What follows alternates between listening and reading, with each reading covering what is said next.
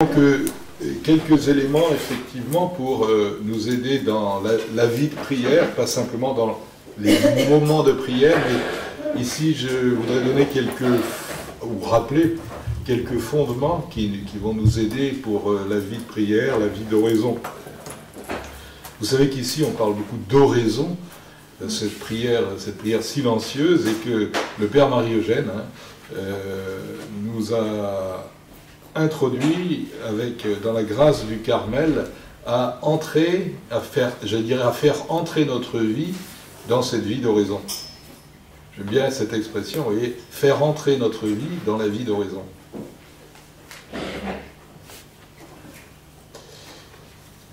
Alors, je vous ai dit hier qu'il y avait un petit changement. Donc aujourd'hui, ce matin plutôt, c'est chercher et trouver le Christ dans la prière. Et je voudrais introduire cette réflexion par un tout petit passage du pape François. Cette fois, ce n'est plus dans la joie et l'allégresse, mais dans le premier texte qu'il nous a donné, la joie de l'Évangile. La joie de l'Évangile. Et au numéro 267, il nous dit ceci, entre autres choses: unis à Jésus, cherchons ce qu'il cherche, aimons ce qu'il aime. J'aime beaucoup cette façon synthétique de parler de notre suite du Christ. Unis à Jésus, cherchons ce qu'il cherche, aimons ce qu'il aime. Et au final, c'est la gloire du Père que nous cherchons. Nous vivons et agissons à la louange de sa grâce. C'est le motif définitif, le plus profond, le plus grand, la raison et le sens ultime de tout le reste. C'est la gloire du Père que Jésus a cherchée durant toute son existence. Lui est le Fils éternellement joyeux, avec tout son être tourné vers le sein du Père. Et si nous sommes missionnaires, c'est avant tout parce que Jésus nous a dit « C'est la gloire de mon Père que vous portiez beaucoup de fruits ». Nous évangélisons pour la plus grande gloire du Père qui nous aime. Et donc, en étant unis à Jésus, nous cherchons ce qu'il cherche, et nous aimons ce qu'il aime, et ce qu'il aime, c'est la gloire du Père. Eh bien, nous sommes pris, nous sommes saisis dans ce mouvement-là, dans ce dynamisme-là.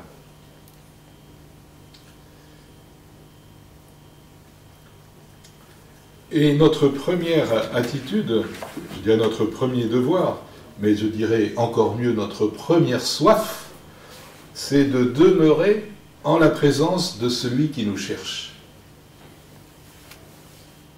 Parce que le Christ, le Seigneur, est toujours le premier à nous chercher. Le premier à nous chercher.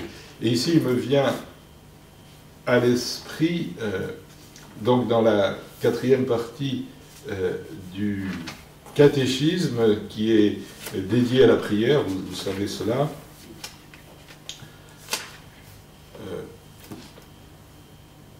Au numéro 2560, on nous dit ceci, alors c'est une allusion au chapitre 4 de Saint Jean, verset 10, la rencontre avec la Samaritaine. « Si tu savais le don de Dieu, la merveille de la prière se révèle justement là, au bord des puits où nous venons chercher notre eau. Là, le Christ vient à la rencontre de tout être humain. Il est le premier à nous chercher et c'est lui qui demande à boire. Jésus a soif, sa demande vient des profondeurs de Dieu qui nous désire. La prière, que nous le sachions ou non, et c'est mieux de le savoir, est la rencontre de la soif de Dieu et de la nôtre. Dieu a soif que nous ayons soif de lui. C'est quand même très étonnant, enfin c'est étonnant, c'est le mystère du don de Dieu en nous. Le Christ est le premier à nous chercher et c'est lui qui demande à boire. On n'a pas assez, je pense, l'habitude de saisir les choses à partir de la soif de Dieu. Jésus a soif. Dieu a soif de nous. Alors c'est incompréhensible parce que c'est le mystère de Dieu. Dieu nous a créés par surabondance d'amour. Il n'était pas nécessaire que nous existions, alors que lui, il est infini, éternel. Il n'a pas besoin de nous comme d'une nécessité, mais c'est à cause de son surabondant amour, de son trop plein d'amour. C'est le mystère même de Dieu, donc ne demandez pas d'expliquer, mais il faut recevoir. Le Seigneur veut nous faire partager sa vie intime. C'est ça le baptême. Donc on ne peut pas s'habituer à ces choses-là, si vous voulez. Il faut vraiment revenir à ces fondamentaux-là pour nous encourager dans la vie de prière, sachant que c'est lui qui fait le premier pas et c'est lui qui a soif de nous rencontrer. Et que c'est lui qui nous communique la soif de le rencontrer. Donc tout vient de lui. Tout vient de lui, mais à nous de le recevoir et de lui faire une réponse. Toute notre vie, en fait, est une réponse. Justement, c'est ce que dit le numéro suivant, le numéro 2561. Je vous invite à relire ces passages. Il utilise à nouveau le chapitre 4 de Jean, verset 10. « C'est toi qu'il en aurait prié, dit-il à la Samaritaine, et il t'aurait donné de l'eau vive. » Notre prière de demande est paradoxalement une réponse. Réponse à la plainte du Dieu vivant, citation de Jérémie au chapitre 2, verset 13. « Ils m'ont abandonné, moi, la source d'eau vive, pour se creuser des citernes lézardées. » Réponse de foi à la promesse gratuite du salut, réponse d'amour à la soif du Fils unique. La soif du Fils unique. Quand Jésus, sur la croix, dit « j'ai soif », il a vraiment soif. Physiquement, évidemment. Mais les saints ont aussi interprété cette soif dans un sens spirituel. « J'ai soif de vous ». Thérèse de l'Enfant Jésus, par exemple. Ou Sainte Teresa de Calcutta. La soif de Dieu. Dieu a soif que nous ayons soif de lui. Donc là, je crois qu'il faut nous repaître de ça, parce que c'est la vérité. Et donc, tout ça pour nous dire que nous sommes appelés à demeurer. Vous voyez, le verbe demeurer en Saint-Jean, c'est important, c'est essentiel. Être avec. Demeurer en la présence de celui qui nous cherche. Et là, on en tire la conclusion pratique, c'est qu'on ne prie pas à la va-vite. On ne peut pas faire oraison à la va-vite. C'est vrai qu'on peut avoir, et c'est très bien, il faut le faire, une pensée de foi, comme on tire une flèche dans le cœur de Dieu, je dirais une pensée de foi, d'amour, en direction du Seigneur, c'est très bien. Mais il faut savoir passer du temps avec Dieu. Consacrer du temps avec Dieu. Vous voyez, le verbe consacrer ici prend toute sa force. C'est du temps sacré pour Dieu.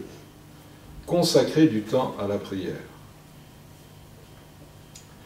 Alors ici, il y a évidemment toutes les objections, nos fameuses objections. J'ai tellement de choses à faire, j'ai pas de temps, je suis ceci. Voilà. On ne va pas passer en revue les objections, on les connaît tous. On va aller à la décision tout de suite.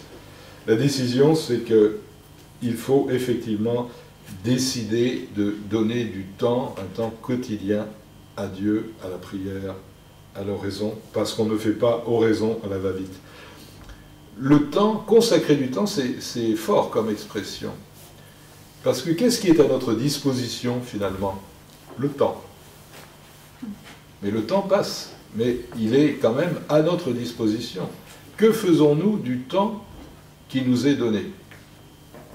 C'est ça la question de base. Eh bien, nous faisons toutes les choses dans le temps. N'importe quoi est pris dans le temps. Et donc, puisque la prière est tellement essentielle, il faut que nous consacrions du temps à la prière. On prend le temps de manger, de boire, de dormir, etc., etc. Eh bien, il faut prendre du temps, consacrer du temps à la prière. Alors, il y a toutes les objections à la prière, je ne les reprends pas, mais vous pourrez peut-être relire dans la 4e partie du catéchisme, justement, les objections, les fausses objections à la prière. Ce qui nous revient de faire, c'est de déterminer chaque jour un minimum de temps. Et on arrive à prier quotidiennement quand on a pris cette décision qu'il faut certainement souvent renouveler, de donner du temps à la prière quotidiennement. Mais c'est une décision qu'on prend en conscience, dans notre liberté, mais c'est une vraie décision. C'est un vrai engagement. Un vrai engagement, je veux dire par là que c'est un engagement de fond. Ce n'est pas simplement un engagement comme ça que je prends de temps en temps, c'est un engagement de fond qui doit marquer ma vie. Et je le prends dans la grâce de Dieu. Je sais bien, Seigneur, que je risque de ne pas être fidèle, etc. Mais donne-moi d'être fidèle. Donne-moi d'être fidèle à la prière. Et c'est à partir de cette base-là, de cette décision-là, de cet engagement-là, que la prière quotidienne devient possible. Je ne dis pas facile, mais possible. C'est-à-dire qu'elle va s'inscrire réellement dans notre quotidien, et nous n'aurons pas chaque fois à refaire tout le parcours. Ah tiens, ça serait bien si je prie. Non, la prière devient quelque chose qui fait partie de notre rythme quotidien. Et il faut en arriver là pour prier comme un chrétien.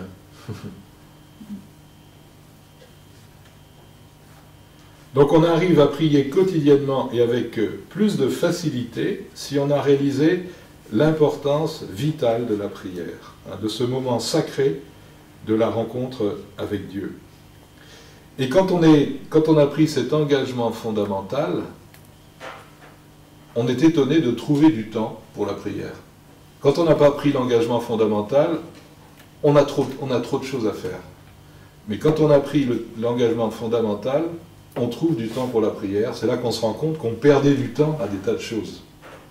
J'ai pas le temps. Si. Parce qu'avec l'esprit de prière, on va plus directement, très directement, aux choses importantes, en fait. Parce qu'en réalité, on est très pris, mais on perd beaucoup de temps aussi. Tandis que l'esprit de prière nous conduit toujours à l'essentiel, à ce qui est le plus important. Et donc, l'esprit de prière nous permet de faire un discernement, un tri sur ce qui est vraiment important, sur ce qui est vraiment urgent, etc. Et c'est comme ça qu'on trouve du temps, en fait. Il y a un tri, quand même, à faire. Il y a les choses essentielles, et puis il y a les choses qui ne sont vraiment pas essentielles, mais qui nous prennent du temps. Donc, la décision de la prière, la décision de l'oraison, est une décision qui se prend dans la grâce et le secours de Dieu, mais non sans nous. C'est quand même nous qui prions. Donc nous avons besoin de cet engagement. Et que fait-on dans la prière? Eh bien, le travail principal, si je puis dire, notre travail principal dans la prière, c'est de tenir la foi éveillée, notre foi, la foi du baptême. Et le catéchisme nous donne une définition, une description de ce mouvement d'entrée dans la prière, de ce mouvement d'entrée en oraison. C'est au numéro 2711.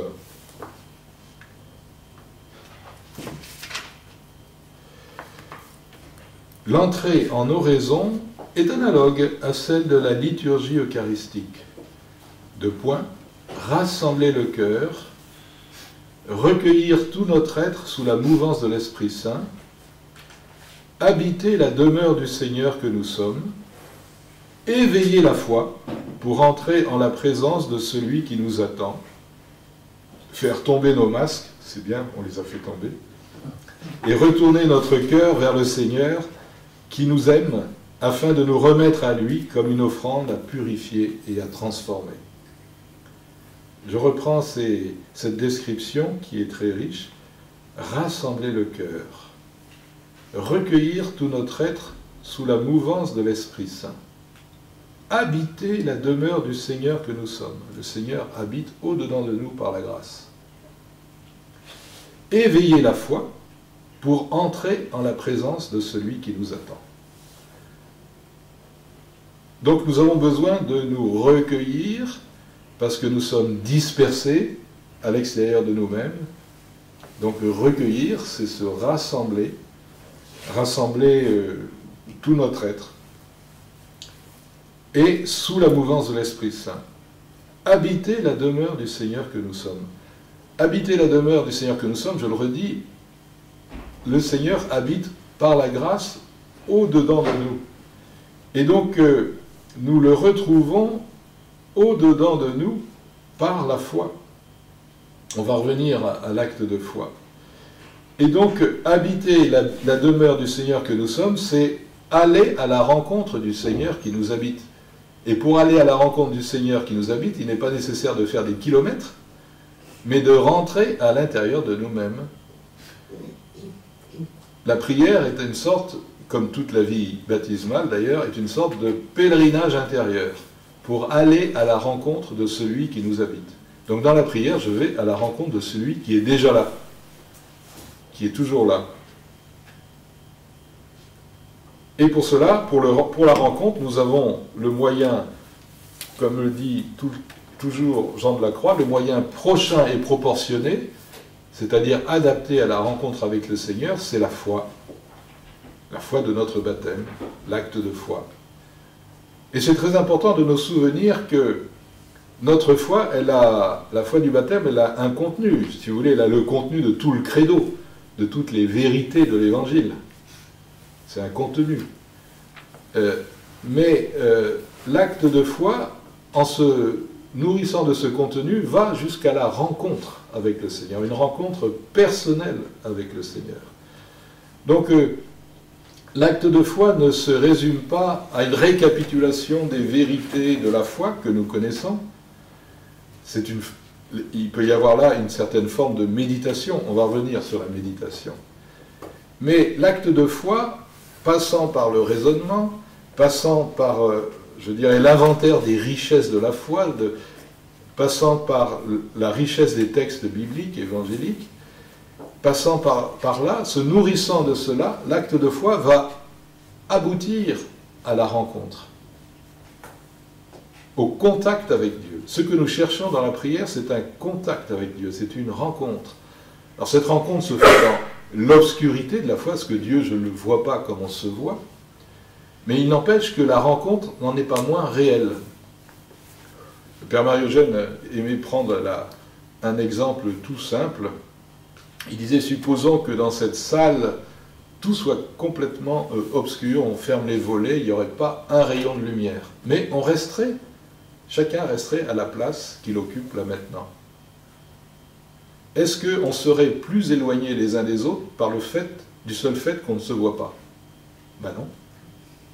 On ne se voit pas, mais et puis si on était encore plus proche, on resterait tout proche. Donc, je ne vois pas, mais j'atteins Dieu, je touche Dieu, je le rencontre. Et donc, l'acte de foi, nous dit la théologie, ne s'arrête pas à ce qui est énoncé, aux énoncés de la foi, au credo si vous voulez, mais à travers le credo, à travers les énoncés de la foi, elle atteint Dieu. Je rencontre réellement Dieu. Donc, ma prière ne s'arrête pas à des idées sur Dieu, même excellentes, même nécessaires. Mon acte de foi ne s'arrête pas à des idées sur Dieu, mais aboutit à la rencontre avec Dieu. Donc, c'est ce qui fera dire ou écrire à Sainte Thérèse de Jésus d'Avila qu'elle est un échange, l'oraison est un échange d'amitié avec celui dont on sait qu'il nous aime. Et puis il y a aussi Sainte Thérèse de l'Enfant Jésus qui a une description, mais je laisse le successeur développer ce point de vue-là. Vous voyez, un échange d'amitié. Et donc quand on dit échange d'amitié, ce n'est pas une phrase exagérée, une description exagérée, c'est vraiment ça. Mais qu'est-ce que fait le Seigneur dans cet échange d'amitié? Bien, on en parlera ce soir, il nous transforme progressivement. C'est la conformité au Christ. Il nous fait toujours davantage enfants de Dieu. Hein. Nous sommes, par l'exercice de la foi, de l'espérance et de la charité, nous sommes progressivement, pourrait-on dire, christifiés. Puisque la grâce du baptême, c'est d'être fils, d'être devenu fils dans le Fils unique. Alors on peut se poser la question, quelquefois, quand on sera auprès de Dieu, où est-ce que sera notre place? Donc alors il y a la Trinité, alors il y a la Vierge Marie, et les autres, où est-ce qu'ils sont? Est-ce qu'on a un strapontin? On a des fauteuils, etc. Ben, on est dans le Fils. Notre place dans la Trinité, c'est d'être dans le Fils, dans le Christ. On n'est pas sur un strapontin, on est dans le Christ. Voilà notre place. Fils, nous sommes fils dans le Fils unique. C'est cela que cela veut dire, enfant de Dieu. Donc l'acte de foi qui entre en contact avec Dieu est quelque chose de plus profond que le sentiment que nous pouvons avoir. Quelquefois, on sent plus, et d'autres fois, on ne sent pas du tout, on est plutôt sec comme du bois, sec comme du bois. Bon, il faut s'habituer à ces variations d'atmosphère intérieure, et il ne faut pas s'y attacher trop. Bon, si vraiment on se sent bien dans la prière, ben, tant mieux. Si on se sent un peu plus sec, ben, c'est pas grave, tant mieux aussi. L'important, c'est la rencontre. Et il s'agit de comprendre que la rencontre se fait, est mystérieuse. Elle se fait par la grâce de Dieu. Et la grâce de Dieu, c'est une participation à ce que Dieu lui-même nous dit l'apôtre Pierre. Participation à ce que Dieu lui-même. Vous avez été rendus participants de la vie divine. Nous sommes rendus participants de la vie divine par notre baptême. Donc la grâce, c'est mystérieuse. La grâce qui nous conforme au Christ est aussi mystérieuse que la vie de Dieu même. Mais c'est cette participation que nous avons reçue. Nous sommes devenus Dieu par participation, pas par nous-mêmes, mais par participation. Parce que la vie de Dieu nous est donnée. Nous ne sommes pas Dieu par nous-mêmes, mais par participation à ce germe divin qui nous a été donné au baptême.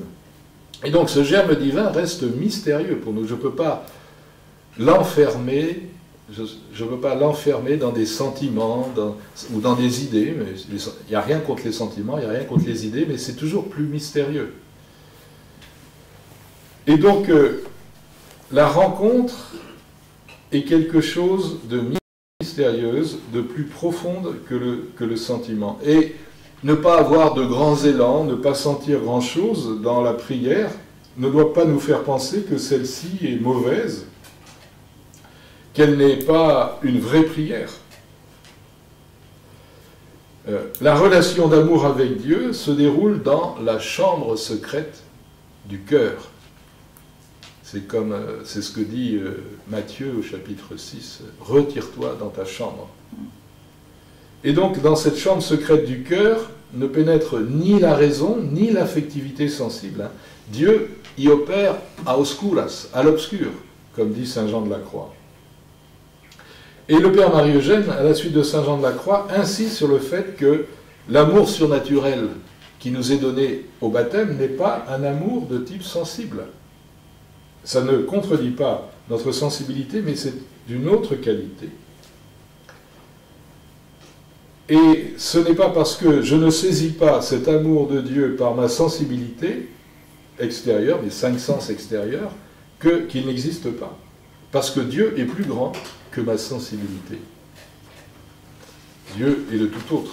C'est en esprit et en vérité que je rencontre le Seigneur, comme le dit le Christ à la Samaritaine. Alors évidemment, nous pouvons être étonnés par ce caractère paradoxal de la foi, qui est obscure et certaine en même temps. Saint Jean de la Croix souligne ces deux aspects. Donc, je reviens sur la question le point de l'obscurité de la foi. Comment se fait-il que la foi soit obscure, que la rencontre avec Dieu se passe à oscuras, dans l'obscurité? C'est parce que, en réalité, nous contemplons par la foi un trop-plein de lumière. l'exemple facile à comprendre, c'est le soleil. On ne peut pas fixer le soleil.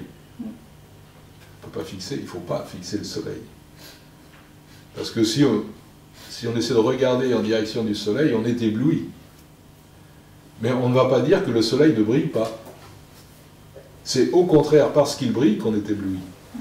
Eh bien, la comparaison dit vraiment quelque chose de cette obscurité de la foi. L'intelligence est dépassée par la lumière. Elle y participe, mais elle est dépassée. Dieu est trop lumineux pour notre intelligence. Et donc, elle est aveuglée. Et donc, ce que dit Saint Jean de la Croix reprend ça, je crois, à Aristote. Il dit que nous sommes un peu comme les hiboux. Hein, nous apprenons à voir dans la nuit. Nous apprenons à voir dans la nuit. Donc, la vocation de chrétien est une vocation de hibou. Nous apprenons à voir dans la nuit. Mais redisons que la foi, si elle est obscure, elle est certaine aussi. Alors, il faut bien comprendre aussi ce que l'on veut dire quand on parle de certitude de la foi. On n'est pas avec certitude de la foi, on n'est pas dans une certitude de type idéologique. Je crois en un système qui s'appellerait le christianisme. Non, la foi est certaine dans le sens où elle atteint toujours son but. Un acte de foi sincère atteint son but, et le but, c'est le Seigneur. Le but, c'est le Seigneur. Certaine en ce sens-là. Mais, encore une fois, notre foi n'est pas idéologique. On ne croit pas en un système. On croit en une personne, on croit en la révélation, et on cherche à entrer toujours plus profondément dans le mystère qui nous est révélé. Si je dis ça, c'est parce que le mot certitude, aujourd'hui, il fait un peu peur. On dit, vous êtes enfermés dans vos certitudes. Et de fait, il y a peut-être un risque, même dans la foi, dans le christianisme, chez certains chrétiens, il y a peut-être un risque d'être enfermés dans des certitudes, bloqués dans des certitudes, alors que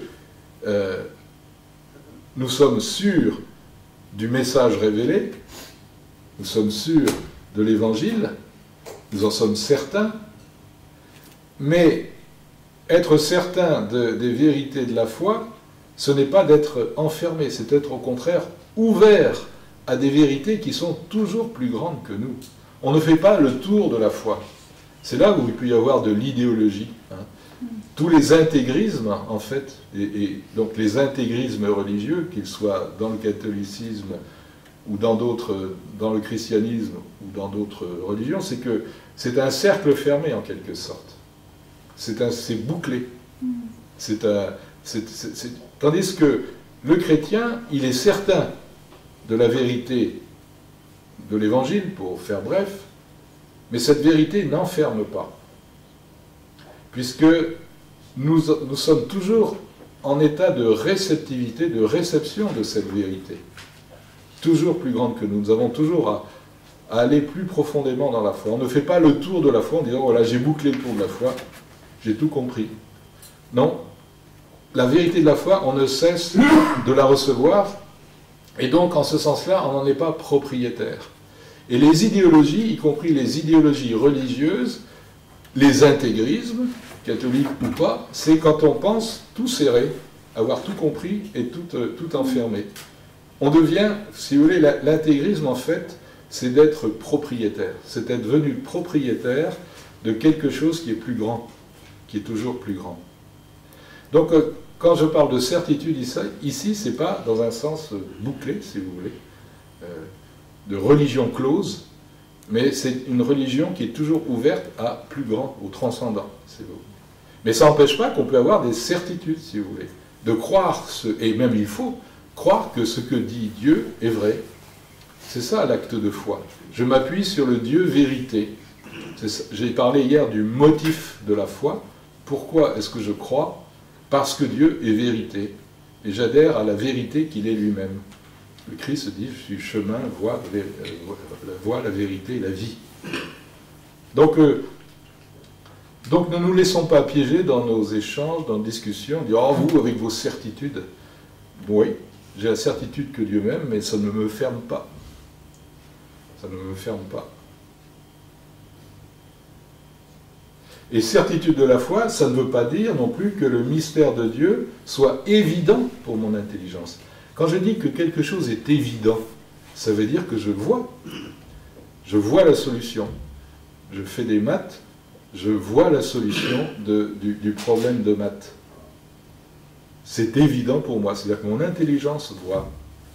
Mais je ne vois pas Dieu comme mon intelligence peut voir la solution d'un problème de maths. Donc c'est pour ça que, ici, la certitude, elle repose sur la foi, avec son caractère d'obscurité. Mais quand je serai dans la vision, justement, je verrai, et je n'aurai plus besoin de la foi, puisque je verrai. Je n'aurai plus besoin non plus de l'espérance, qui est la vertu de marche, puisque j'aurai atteint le port, je serai arrivé au but. Par contre, la charité, je l'ai déjà dit hier, elle est déjà là, et c'est de cette charité que je vis pour l'éternité. Donc, si on dit que la foi est obscure, cela signifie que l'on ne voit pas encore Dieu face à face, comme après la mort, nous l'espérons, mais qu'on le saisit dans la pénombre.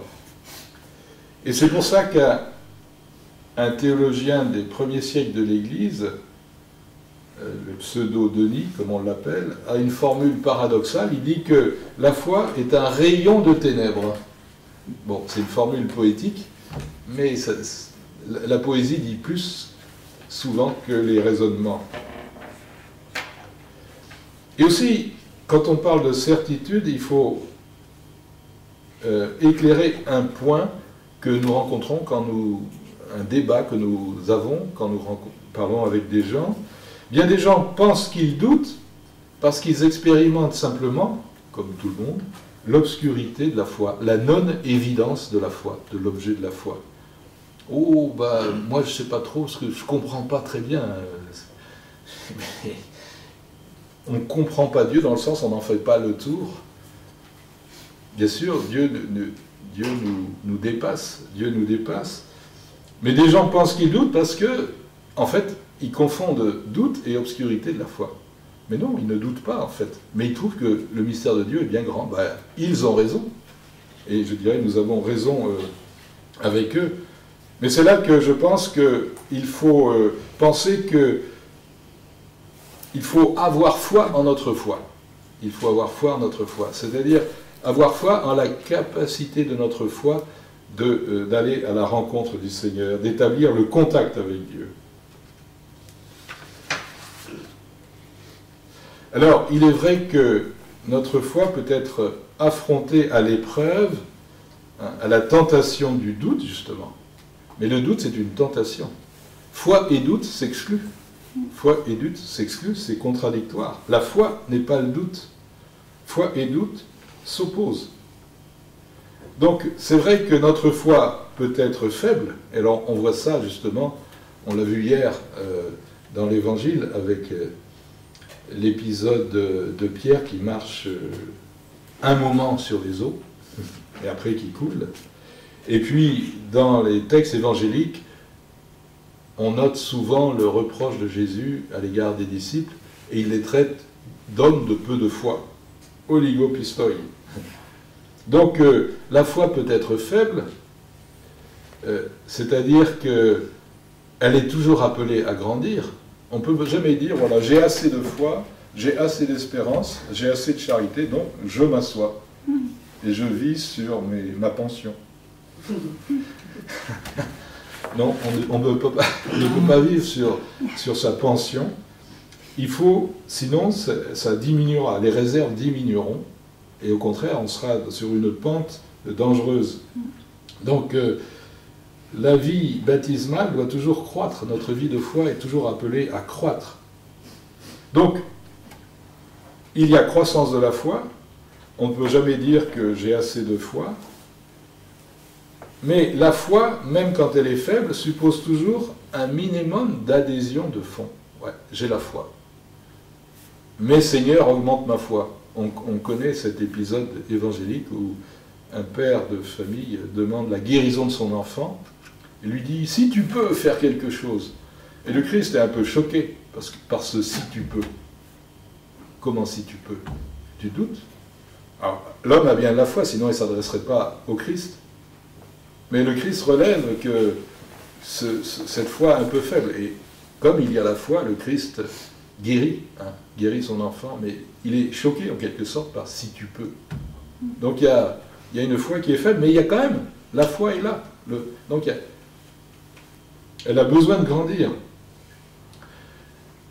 Et en ce sens-là, la foi ne se divise pas. Je reprends l'épisode de Pierre qui est appelé, enfin qui veut marcher à la rencontre du Christ sur les eaux, où il met les deux pieds en dehors de la barque, où il ne sort pas de la barque. Donc on peut pas, dans l'acte de foi, on ne peut pas rester un pied dans la barque et un autre pour tâter l'eau, pour savoir si elle va tenir.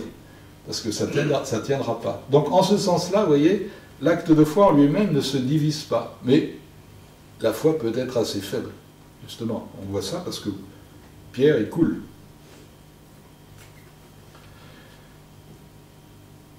Donc on doit toujours faire cette prière au Seigneur, la prière de l'homme que je viens de rappeler.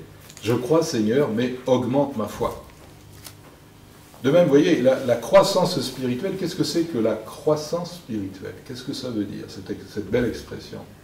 Ça veut dire tout simplement grandir dans la foi, grandir dans l'espérance et grandir dans la charité. Et donc avec la foi, l'espérance et la charité, avec mes actes de foi, d'espérance et de charité, je les mets en œuvre pour que le Seigneur fasse grandir ma foi, pour qu'il fasse grandir mon espérance et qu'il fasse grandir ma charité. Mais c'est le Seigneur qui augmente en moi la vie théologale. Simplement, non sans moi, non sans ma liberté. Avec la foi qui est la mienne à présent, avec l'espérance qui est la mienne à présent, et avec la charité qui est la mienne à présent, eh bien, je fais un acte de foi, d'espérance et de charité, et je remets cela au Seigneur, dans la rencontre avec le Seigneur, et c'est lui qui fait grandir ma vie filiale. C'est lui qui fait grandir ma vie filiale. Donc, Dieu ne nous sauve pas sans nous, comme dit saint Augustin. Donc, c'est ici que joue toute la coopération de notre liberté. Dieu ne nous sauve pas, ne nous fait pas grandir sans nous. Alors bien sûr, sa miséricorde dépasse toutes nos mesures, et on aura l'occasion, je pense, ce soir ou demain, de parler de la miséricorde. Ça dépasse toutes nos mesures. Le Seigneur n'est pas dans le donnant-donnant, mais il est toujours mendiant de notre liberté. Dieu ne nous sauve pas sans nous. Donc notre liberté est engagée. Notre liberté est engagée dans notre chemin de croissance spirituelle. On n'est pas des marionnettes. On n'est pas des marionnettes. On est des hommes, des femmes libres. Et le Seigneur attend l'hommage de notre liberté. C'est vraiment... C'est le Seigneur lui seul, qui respecte totalement la liberté des personnes. Totalement. Alors c'est impressionnant parce que justement c'est là qu'on a le vertige en fait. On a le vertige parce qu'on peut s'opposer dans ce sens-là à Dieu. On ne fera pas que Dieu soit pas Dieu, mais on peut fermer, on a la capacité de fermer notre cœur à Dieu. C'est ça qui donne le vertige. Parce que Dieu ne forcera jamais notre liberté. Puisqu'il nous a créés libres, il ne détruit pas ce qu'il a créé. Il ne contredit pas ce qu'il a créé. Donc la foi peut grandir, mais c'est vrai qu'elle peut être affrontée à l'épreuve et à la tentation du doute. Alors oui, il y a des tentations contre la foi. C'est pour ça que au Compli, dans la liturgie du soir des Complis, on trouve ce passage de l'apôtre de la première épître de Pierre, qui nous dit « Soyez sobres, veillez, votre adversaire le diable, comme un lion rugissant, rôde, cherchant qui dévorer, résistez-lui ferme dans la foi. » Résistez-lui ferme dans la foi. Et ici, il faut expliquer, Saint Jean de la Croix a des passages qui expliquent cela, que le tentateur n'a pas accès au surnaturel. Il n'y a pas que Jean de la Croix qui explique ça, mais il y a des passages où il détaille ça. Le tentateur n'a pas accès au surnaturel. C'est-à-dire qu'il n'a pas accès à ce don surnaturel de la foi, de l'espérance et de la charité. Mais c'est pour ça qu'il tourne autour. Il tourne autour. Il fait le siège, mais il n'a pas accès à la grâce qui nous est donnée. Donc il fait le siège, quoi. Cherchant des brèches, et la brèche, ça viendrait de notre manque de foi, notre manque d'espérance, notre manque de charité. Donc il cherche des brèches dans notre cœur pour essayer justement d'y rentrer.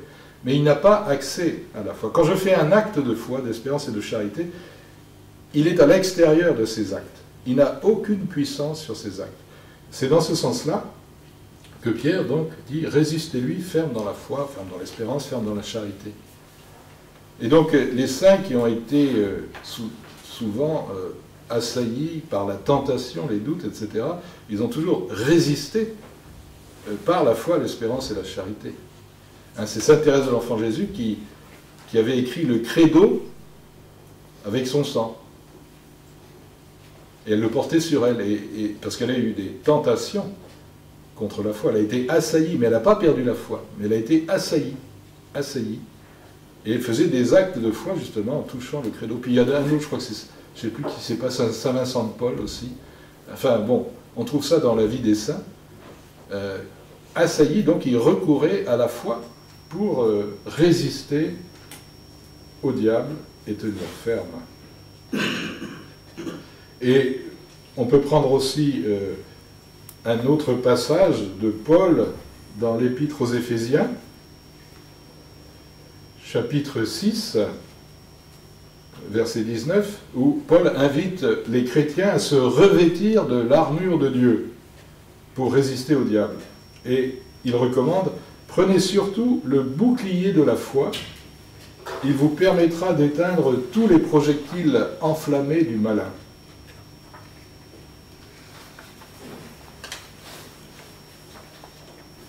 Donc, vous voyez, dans la prière, dans l'oraison, l'important, c'est d'éveiller la foi, d'entretenir l'acte de foi. Alors, il faut l'entretenir de différentes manières. L'important, c'est de rester éveillé dans la foi. Je dirais que ce qui est important dans la prière, c'est de tenir la petite flamme. C'est comme la flamme qui est auprès du tabernacle. Hein, il faut mettre l'huile. Dans la prière, il faut que nous mettions de l'huile pour que la flamme de la foi puisse briller. Et qu'est-ce que c'est que l'huile? L'huile, c'est-à-dire tous les efforts que nous mettons dans la prière, ce sont les méthodes qui nous aident. Alors on peut avoir un temps de méditation, on peut répéter peut-être une phrase qui nous aide, une phrase évangélique, avoir des paroles intérieures, etc. L'important, c'est de prendre la méthode qui nous réussit. Et la méthode qui nous réussit, c'est celle qui nous met en présence de Dieu, qui nous permet de tenir justement la foi éveillée. Donc, vous voyez, notre acte de foi ne s'arrête pas à la méditation. La méditation peut nous aider comme un tremplin. Nos méthodes, en fait, sont des tremplins pour tenir la foi éveillée et pour aller à la rencontre de celui qui nous habite.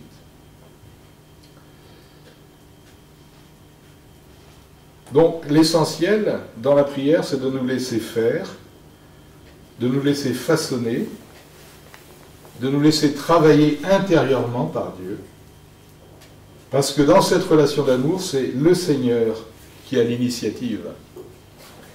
C'est lui qui a la direction des opérations, et donc notre rôle est de nous disposer à son action et de coopérer à son action. Mais ce qui se passe de plus important dans la prière, c'est ce que lui fait. Il ne fait pas sans nous, je le redis, mais le plus important, c'est ce que lui fait, serait-ce habituellement à notre insu, et même habituellement à notre insu, puisque, je le redis, l'œuvre de la grâce est quelque chose de mystérieux en nous. Voilà.